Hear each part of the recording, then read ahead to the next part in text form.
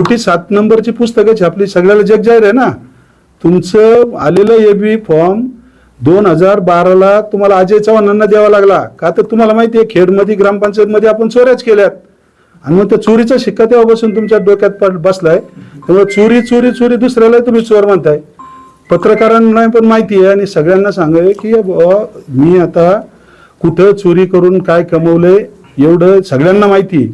त्यामुळं तो विषय मी म्हणजे क्षुल्लक समजत नाही, परंतु अशा चोर माणसांनीच दुसऱ्याला चोर म्हणणं कितपत योग्य आहे. स्वतःनी प्रत्येकाने आपली पात्रता ओळखावी मग दुसऱ्यावर टीका करावी. ते पत्रावरचे तालुका अध्यक्ष आहेत. मी 3.5 लोकातून निवडून आलेलो लोकप्रतिनिधी आहे. आपल्याला भान पाहिजे की आपण आता कोणावर बोलतोय. बाबाजी काळे तुमचे मित्र होते, काही वेळ फक्त मित्र होते, पण मित्राची जर तुम्ही अवहेलना करत असेल तर तुम्हाला भविष्य काळामध्ये तुमचे पण काय धंदे चालले, तुम्ही काय करताय हे पण मग भविष्यात आम्हाला शोधावं लागेल. मला या ठिकाणी धमकी द्यायची नाही, परंतु काल माजी आमदारांनी सपशेल तालुक्यातील सगळ्यांना धमकी दिली. मला दिलीप मोहिते म्हणतात यापुढं कुणालाही काय अडचण आली तर साम दाम दंड सगळं वापरायचा प्रयत्न मी करेल. आतापर्यंत पद होतं म्हणून मला ते करता आलं नाही. यापूर्वीचा माझा इतिहास पहा, हे सगळं तुम्हाला माहिती आहे.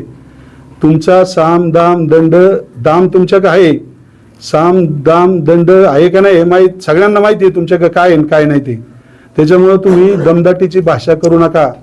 तुम्हाला दम द्यायचा आहे तर विद्यमान आमदार तुमच्या विरुद्ध निवडून आलेल्या बाबाजी काळे 52,000 मतांनी लोकांनी निवडून दिलं. मला दम द्यायला या कार्यकर्त्यांना दमाची भाषा करू नका. त्या दमातून त्यांना त्यांच्या कार्यकर्त्यांना एवढाच विश्वास द्यायचा आहे का मी संपलेलो नाहीये, माझ्यात अजून भरपूर दमक आहे, तुम्ही बाजूला जाऊ नका. आणि बाजूला जाऊ नका म्हणलं आमच्याकडे सत्कार करायला लोकांना फोन करतात का तिकडे गेले, का वळायला गेले, का हार घातला. मग तुमचं एवढी कुंकपूर्ती का? तुमच्या त्या धमकीचा कुणी त्या ठिकाणी आता विचार करणार नाही. तालुक्यातील जनता सुज्ञ तुम्हाला मान राखून आता तुम्ही रिटायर झालेला आहात.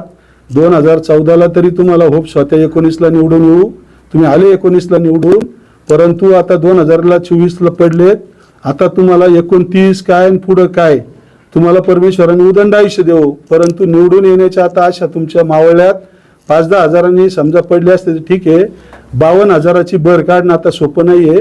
आणि 52,000बरोबर आता काही लोकांनी काल शंका व्यक्त केल्या. आता आपले महाविकास आघाडी म्हणती ईव्हीएमचा घोटाळा, तेच म्हणतात खेडला ईव्हीएमचा घोटाळा केला आम्हाला मंत्रीपद द्यायचं नाही म्हणून. आता ईव्हीएमचा म्हणजे यांच्या बोलण्यात बोल एकमेकाच्या नाहीयेत. सांगायचं तात्पर्य एवढंच की आम्ही सगळी मंडळी काम करणारी आहोत. मार्केट कमिटीमध्ये परिवर्तन घडलं, कसं घडलं सगळ्यांना माहिती आहे. यांची लोक इकडे का आली हे पण माहिती आहे. त्यांच्यावर अन्याय झाला म्हणून चांगला काम शेतकऱ्यांसाठी करायचं म्हणून अन्यायाची वाचा फोडायची म्हणून सयाजी शेठ असतील, महेंद्र शेठ असतील, दादा इकडे आले, परिवर्तन घडलं. विजू शेठ, सोमवंशीताई सभापती उपसभापती झाल्यात. भविष्यात त्यांनी सगळ्यांना संधी देण्याचा शब्द दिलाय. यांना आता एकच दिसतंय एवढा पराभव होऊन एकटं त्या दादाच्या मागे बिचाराच्या लागून काय उपयोग आहे का? ते गेले त्यांचा दाखला रद्द कराय. उद्या दादाचं पद तर भविष्यात रद्द होणारच नाही. परंतु तुम्ही एक लक्षात घ्या, तर तुमच्याकडे 8 राहिलेत, तुम्ही फक्त एकटेच राहाल. बाकीचे सुद्धा येत्या काही दिवसात आम्ही आमच्या बरोबर आणू, एवढी ताकद आमच्यात आहे. एवढंच आम्हाला त्या ठिकाणी सांगायचे. तुम्ही असे भ्रमात जाल का तुमच्या शेजारी बसलेले तुमचे, परंतु आता सत्ता तुमची तालुक्यापुरती तरी नाहीये. त्यामुळं तुमच्या बरोबर मार्केटमध्ये नाहीये. त्यामुळे तुमच्या बरोबर असलेले सुद्धा या ठिकाणी आमच्या बरोबर येण्याच्या विचारात राहतील. आहेत किंवा नाही हे मी आज सांगणार नाही. हा, त्यामुळं तुम्ही एकटे फिरायला लागायला नको. आहे ते निदान त्यांना घेऊन व्यवस्थित फिरा. आणि तुम्ही त्या ठिकाणी आता कोणत्याच गोष्टीत चिंता करू नका. आता बाबाजी काळे काम करीन का, राहील का, लोकांचं मी सक्षम आहे. मी स्वतः त्या ठिकाणी अनुभवी आहे. हे तालुक्याला माहिती आहे. माझ्यातले सगळ्या गोष्टी ह्या पाहिलेल्या आहेत. म्हणूनच लोकांनी एवढा विश्वास ठेवलाय ना. तुमच्यात जर तेवढी धमक होती तर तुमच्यात ते मतदान तुम्ही निवडून आले असते तर माझ्यासारखा कार्यकर्ता म्हटला असता यांची ताकद आहे अमुक. परंतु आज तुमची ताकद तालुक्याने दाखवून दिली. त्यामुळे तुम्ही एक चांगला विचार करा. उगाच आमच्या नादाला लागू नका, धमक्या देऊ नका. तुमच्या धमक्यांमुळं तुम्ही स्वतःच पडलेले आहेत, त्याचा विचार करा पहिलं. एवढंच आज या ठिकाणी नमूद करत असताना आज म्हणजे जास्तीचं बोललो, परंतु स्पष्टीकरण देणं गरजेचं होतं. तालुका हा आपला खूप मोठा आहे.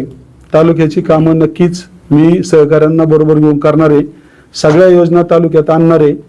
पाण्यासाठी, लाईटसाठी, पोलीस स्टेशनचं काम असेल, तहसीलदार, प्रांत ऑफिस किंवा कोणतंही जरी विकासाचं काम असेल, मी या ठिकाणी त्या लोकांचं काम बाकी ठेवणार नाही. सर्वांना विचारात घेऊन ते कामं प्रत्येकाची करून देणार आहेत.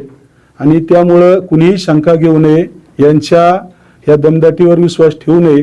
आणि येणाऱ्या जिल्हा परिषद, पंचायत समिती आणि नगर परिषदामध्ये पुन्हा आम्ही सगळेजण एकत्र येऊन, यांना असं वाटत असेल की आम्ही लय पुढं काहीतरी गाजू त्या निवडणुका, परंतु तुम्ही जर असेच बरळत राहिले तर ते बिचारे तुमच्यावर जे उभं राहायला इच्छुक आहेत ती सगळी आमच्या संपर्कात आहेत आता. आणि आम्ही एक वेळ सगळ्यांचा विचार करून तुम्हाला उमेदवार पण भविष्यात पंचायत समिती, जिल्हा परिषद किंवा नगर परिषदेला मिळणार नाही. कमीत कमी 2-3 महिने चांगले राहा, उमेदवार तरी तुम्हाला मिळतील. आणि उमेदवार जरी मिळाले तरी या ठिकाणी आम्ही महाविकास आघाडीच्या माध्यमातून वरिष्ठ जसे सांगतील तशा पद्धतीने पुढच्या निवडणुकाला सामोरे जाणार आहोत.